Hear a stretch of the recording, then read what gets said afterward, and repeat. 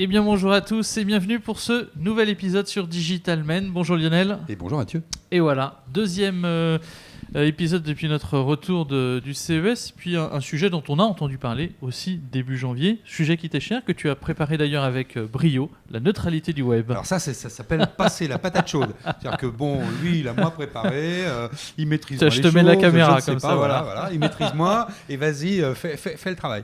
Non, on en a beaucoup entendu parler depuis que Donald Trump avait passé au niveau de son gouvernement, avait passé cette nouvelle loi potentielle sur la fin de la neutralité du net. Et on voulait revenir un petit peu dessus. Alors même si on en a beaucoup parlé au mois de décembre et que ça s'est un petit peu estompé, c'est que tout ce que l'on a pu voir au CES, et notamment en termes de technologie et en termes de nouveaux projets technologiques, est-ce que finalement ces nouveaux projets technologiques n'allaient pas amener indubitablement la fin de la neutralité du net? C'était ça en fait la question. C'était pas trop de revenir sur la neutralité du net, mais surtout, est-ce que toutes les nouvelles technologies que l'on allait avoir bientôt, notamment celle de la 5G, que tu iras peut-être à Barcelone nous expliquer, au Mobile World parce Congress. que voilà, on va en parler beaucoup en ce début d'année.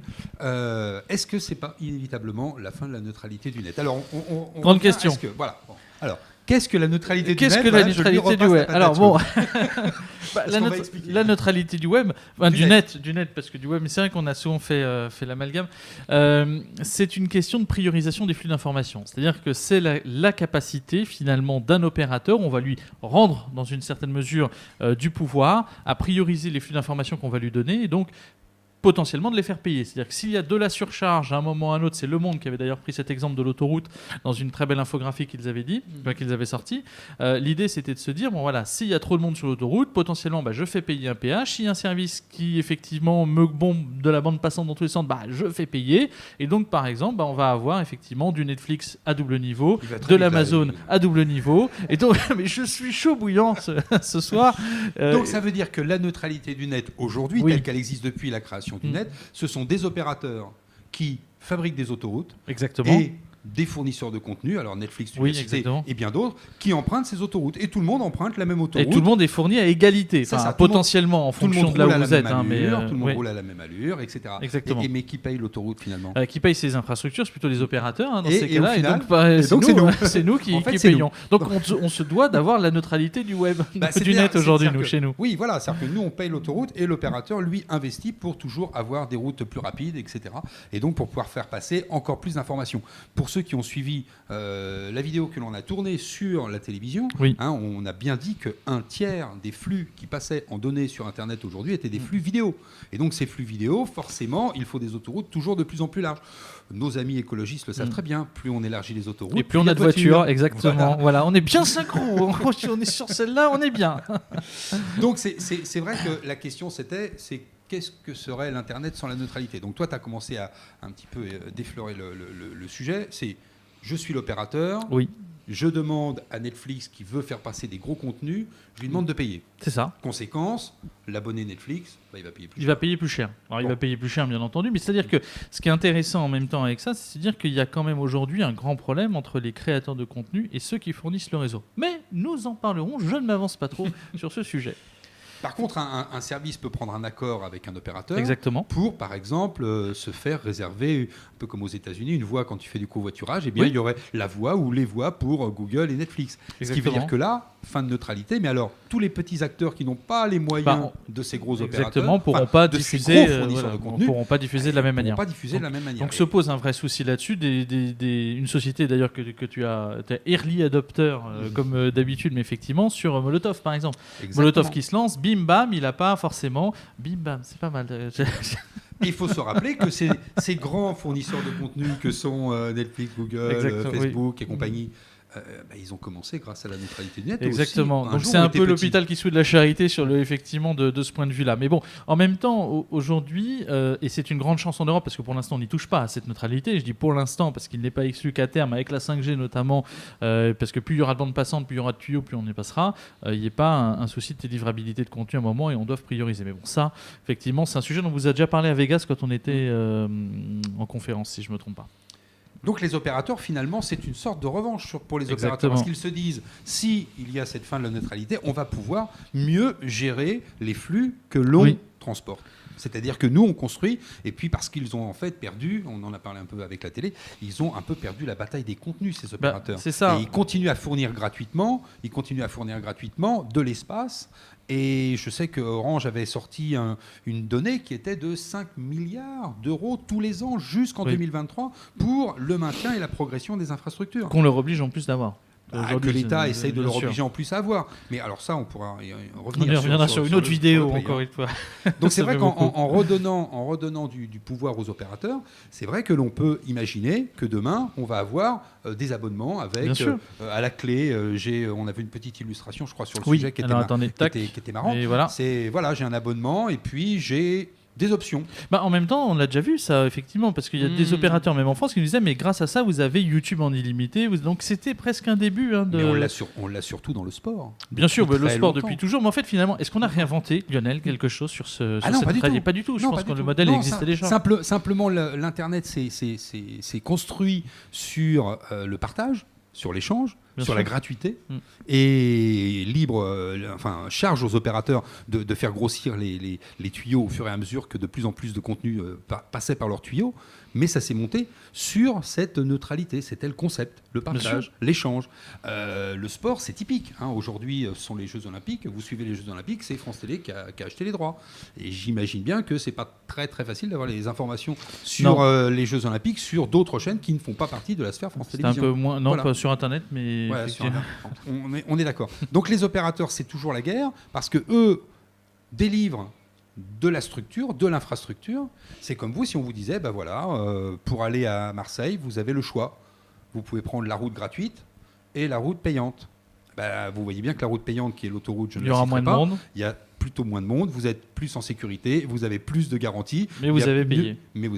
Voilà. Et bien voilà, on se retrouve dans l'Internet qui était dans cette logique de partage, dans cette logique de gratuité. On se retrouverait avec un Internet à plusieurs vitesses et donc forcément un frein à l'innovation pour que toutes les personnes puissent bénéficier de ce service.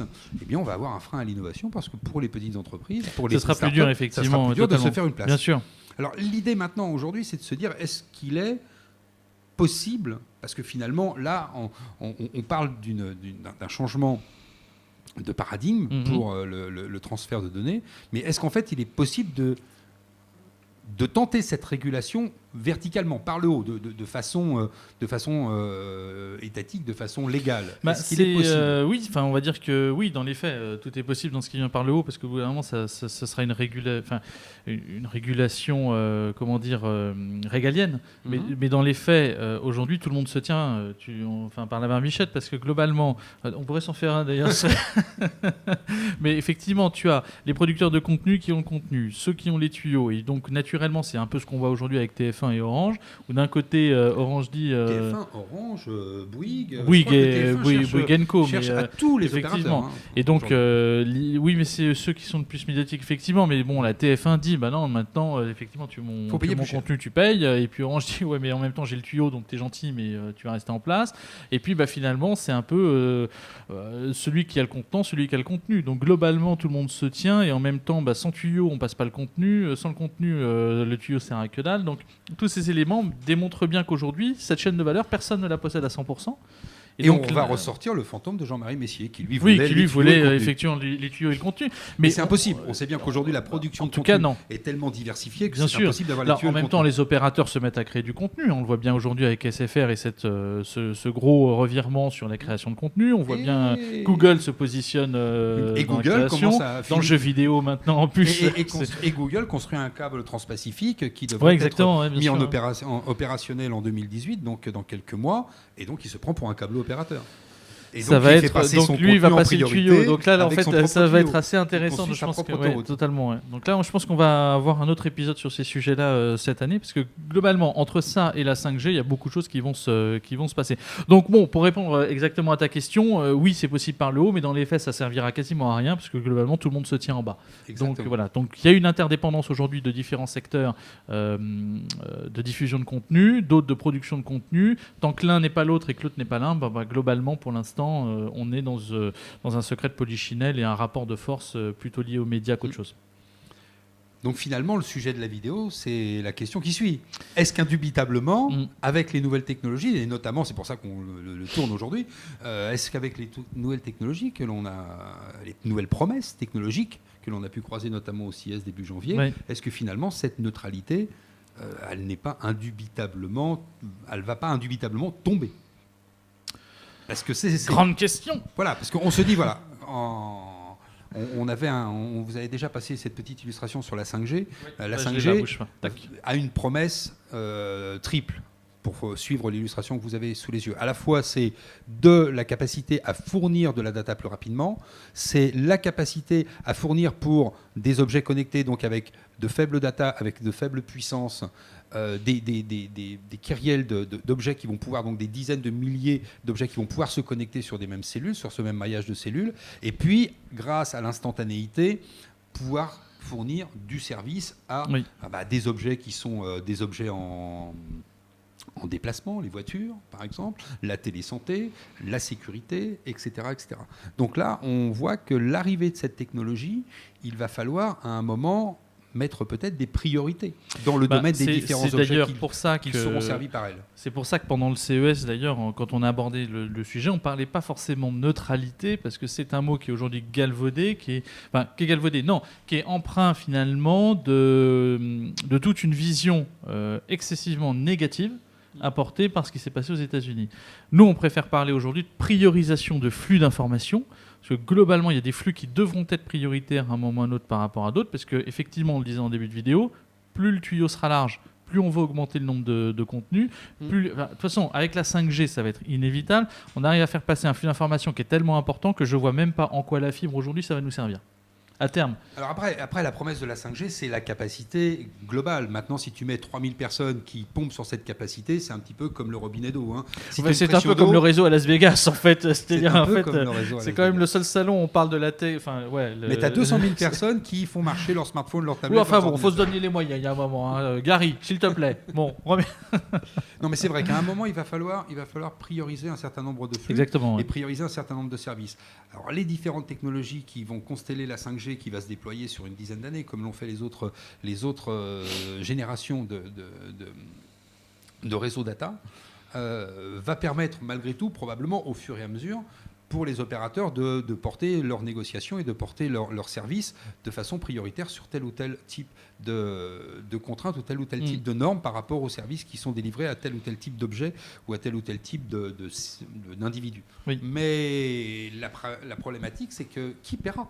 Parce que qui paiera aujourd'hui, on voit bien qu'en France, on est plutôt un des pays d'Europe, peut-être dans le monde aussi, mais un des pays d'Europe où on paye l'Internet le moins cher. Oui, entre 30 et 50 euros. Entre 30 et 50 euros. Donc, grâce ou à cause de Free qui a inventé ou amené en France le triple play. Un nouveau modèle qui a bien disrupté tout le monde. N'empêche qu'on est quand même dans un pays où il y a beaucoup de zones blanches, où il y a beaucoup de zones où l'Internet arrive peu, mal ou pas bien du tout. On a quelques exemples en date la semaine dernière. Et ça veut dire que c'est du manque d'investissement. Alors, c'est du manque d'investissement parce que l'opérateur, il sait très bien que s'il place une antenne ou s'il place elle sera pas rentable. Elle sera pas rentable parce qu'il va desservir 5 foyers. C'est le problème d'ailleurs de beaucoup d'élus locaux qui aujourd'hui se battent pour avoir une... Parce que ça, à un moment ou à un autre, influe naturellement sur la capacité à préserver son bassin de citoyens, son bassin d'humains présents sur place. Et puis naturellement, quand vous êtes un immeuble qui est fibré, c'est l'une des premières questions qu'on vous pose, d'ailleurs, quand on visite votre appart. Est-ce que l'appart, parce que l'immeuble est fibré, est-ce que ça couvre bien ? On pourrait même imaginer peut-être à terme une indexation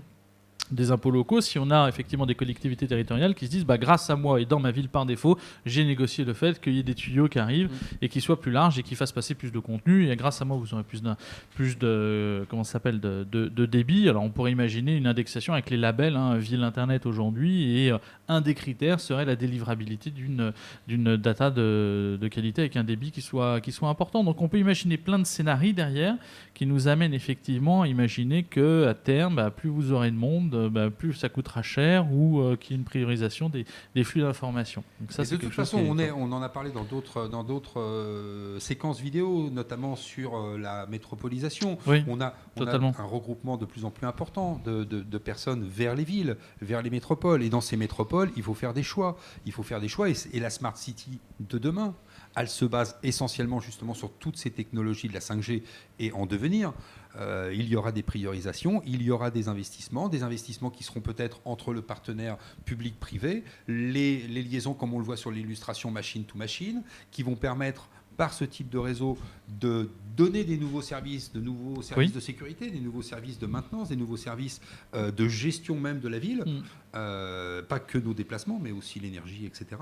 Et tout ça géré par un certain nombre de réseaux qui continuera à payer. On peut imaginer que c'est empirique, non mais c'est bien sûr. Comme ils passent beaucoup par les réseaux dits Internet, on va avoir demain, enfin c'est un peu notre propos aujourd'hui, de fait, une priorisation. Donc, cette priorisation, elle aura un coût à un moment ou à un autre. D'une certaine forme, c'est la fin de la neutralité. Qu'il soit visible ou visible. Donc, finalement, pour répondre à la question du jour, puisque c'est à peu près ça qu'on est en train de parler, ce dont on est en train de parler depuis quelques minutes, oui, est-ce que effectivement c'est inévitable ?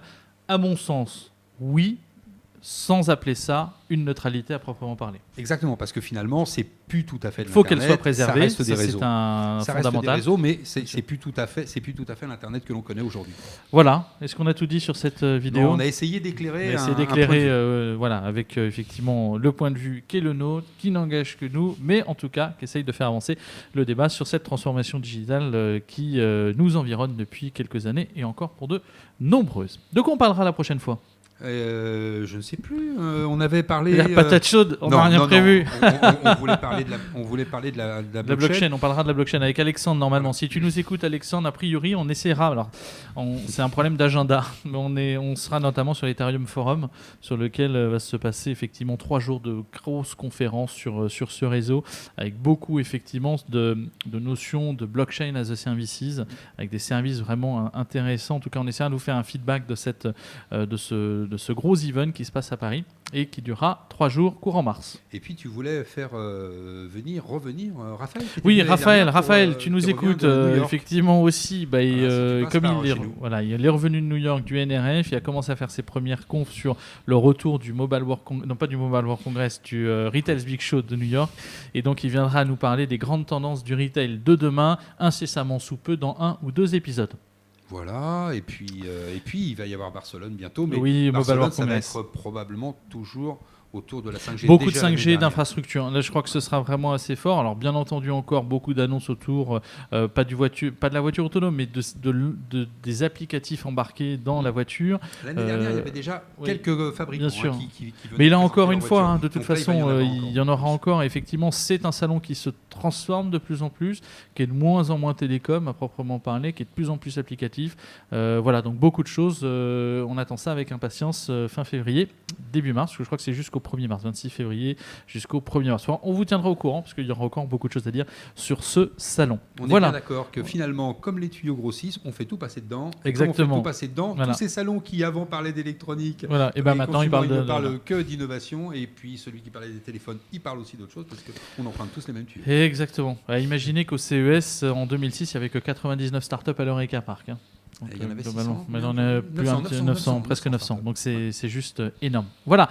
N'oubliez pas de vous abonner à cette chaîne YouTube. Alors soit directement en likant notre page Digitalmen sur Facebook, soit en vous abonnant si vous êtes sur YouTube en train de suivre notre live en bas à droite de cette vidéo pour ne rien rater des épisodes de la transformation digitale. Nous on se retrouve très bientôt avec Lionel pour vous parler blockchain, pour vous parler retail connecté, pour parler de cette transformation digitale qui nous anime. Et voilà. On essaye aussi de nous retrouver en podcast. Oui, en podcast, bien entendu. Bientôt sur Spotify aussi. Voilà, faut qu'on s'en occupe. Bien entendu, c'est du best effort. Donc on fait ce qu'on peut avec le temps qu'on a. On est à la recherche d'une 25e heure par jour, mais c'est un peu compliqué de la trouver.